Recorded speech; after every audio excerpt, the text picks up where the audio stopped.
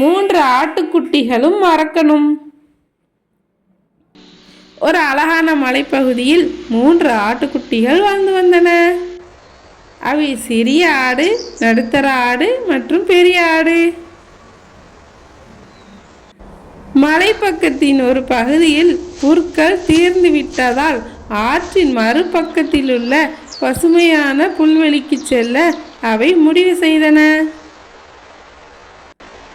ஆனால் அந்த ஆற்றின் குறுக்கே இருந்த பாலத்தின் அடியில் ஒரு பயங்கரமான அரக்கன் வாழ்ந்து வந்தான்.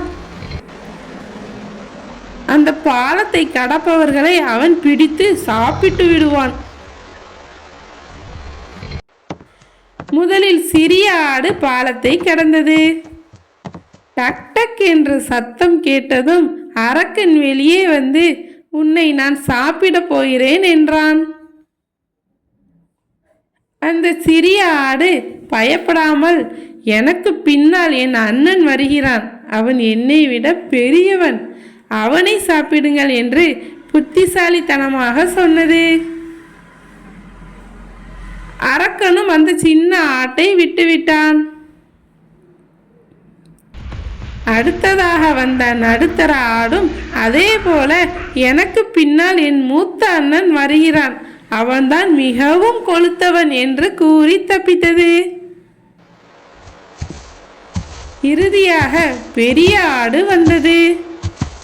அரக்கன் பேராசையுடன் வெளியே வந்து அதை தாக்க முயன்றான்.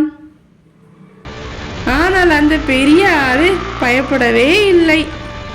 அது தன் கூர்மையான கொம்புகளால் அரக்கனை முட்டி ஆற்றுக்குள் தள்ளியது.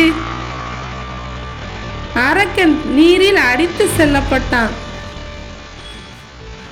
3 ஆடுகளும் பாதுகாப்பாக பச்சை புல் மேட்டை அடைந்து மகிழ்ச்சியாக வாழ்ந்தன.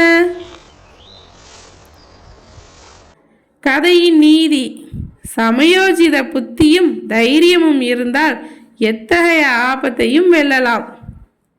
இந்த கதை உங்களுக்கு பிடித்திருந்தால் லைக் பண்ணுங்க.